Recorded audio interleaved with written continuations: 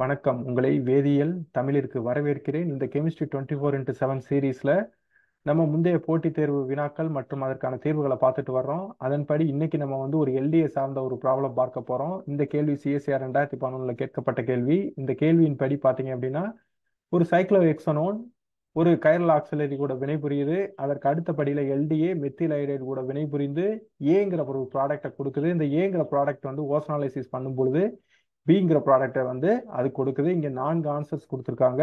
நம்ம இதை சால்வ் பண்ணுவோம். ஸோ முதல்ல பாத்தீங்க அப்படின்னா, சைக்ளோஹெக்சனோன் இந்த கைரல் ஆக்சிலரி கூட வினைபுரிகிறது. இந்த கைரல் ஆக்சிலரி பேர் என்னன்னு பாத்தீங்கன்னா சாம்ப்ங்கிறதுல எஸ்ங்கிறது பாத்தீங்கன்னா கான்ஃபிகரேஷனை குறிக்குது. இந்த ஏஎம்பிங்கிறது அமினோ மீத்தாக்சி பிரோலிடின் அப்படிங்கிறத குறிக்குது. ஸோ இந்த காம்பவுண்ட் எப்படி இது கூட ரியாக்ட் பண்ணும் பார்த்தீங்கன்னா, ஜஸ்ட் ஹைட்ரஜன் எப்படி வினைபுரியுதோ அதன்படி தான் வினைபுரியும். இங்க இருக்கக்கூடிய NH2 இங்க இருக்கக்கூடிய கார்பனைல் கூட வினைபுரியறப்ப வாட்டர் வெளியே போய் உங்களுக்கு அதனுடைய ஹைட்ரசோன் டெரிவேட்டிவ் கொடுக்கும். இதற்கு அடுத்த படியில என்ன பயன்படுத்தியிருக்காங்க பாருங்க, எல்டிஏ பயன்படுத்தியிருக்காங்க. நம்ம எல்டிஏ பற்றி நம்ம ஏற்கனவே நம்ம சேனல்ல டிஸ்கஸ் பண்ணியிருக்கோம். எல்டிஏ பாத்தீங்க அப்படின்னா ஒரு நான் நியூக்ளியோபிலிக் ஸ்டெரிக்கலி ஹிண்டர்டு ஸ்ட்ராங் பேஸ். சரிங்களா? இது என்ன பண்ணும் அப்படின்னா, லெஸ் ஹிண்டர் சைட்ல இருக்கக்கூடிய அசிட்டிக் புரோட்டான்களை அது எடுக்கும். நான் டிஸ்கிரிப்ஷன்ல இந்த எல்டிஏ பற்றியான லிங்க் கொடுக்குறேன், பார்க்காதவங்க பாருங்க. இப்போ நம்ம இந்த காம்பவுண்ட்ல பாத்தீங்க அப்படின்னா 2 பக்கமும் சிமெட்ரிக்கலா இருக்கு. அப்படிங்கிறப்ப எல்டிஏ பயன்படுத்துறப்ப இங்க இருக்கக்கூடிய 2 பொசிஷன்ல ஏதாவது ஒரு பொசிஷன்ல இருக்கக்கூடிய அசிட்டிக் புரோட்டானை எடுத்து உங்களுக்கு இந்த மாதிரி ஒரு அசா ஈனலேட் அயான் உருவாகும்.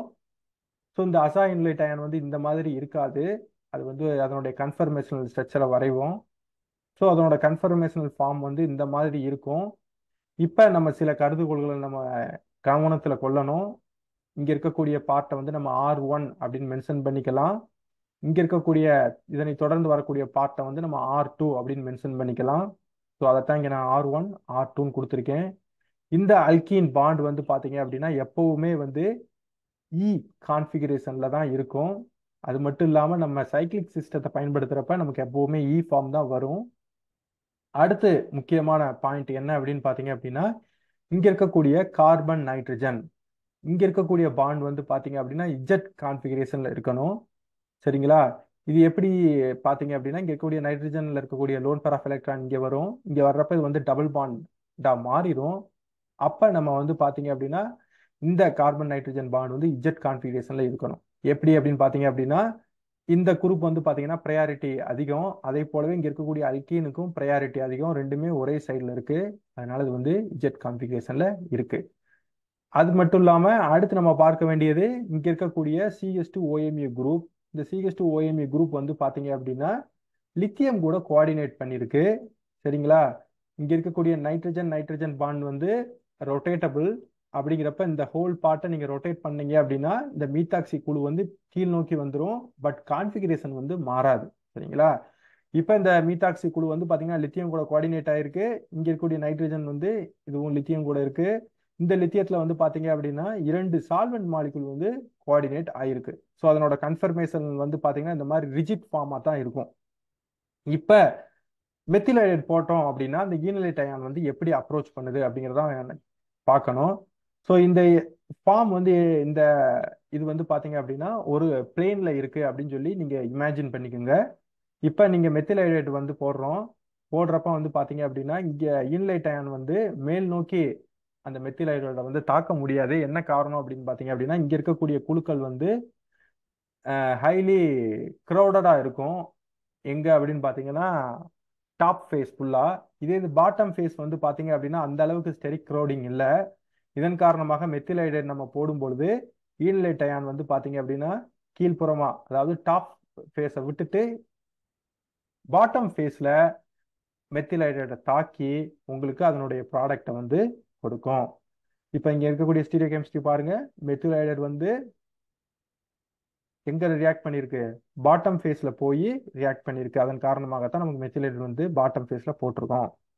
சரியா? பர்டிகுலரா அப் டு இந்த ஸ்டெப் வரைக்கும் இருக்கக்கூடிய பேர் என்ன பாத்தீங்க அப்படின்னா என்டர்ஸ் சாம்ப் அல்கலைசன் அப்படின்னு பேரு. இது வந்து ஒரு கைரல் ஆக்சிலரி. இப்போ இங்க எஸ் கான்ஃபிகரேஷனுக்கு பதிலாக ஆர் கான்ஃபிகரேஷன் இருக்கக்கூடிய அமினோ மீத்தாக்சி பிரிரோடினை பயன்படுத்தணும் அப்படின்னா அதற்கு பேர் வந்து என்டர்ஸ் ரேம்ப் அல்கலைசன் அப்படின்னு பேரு.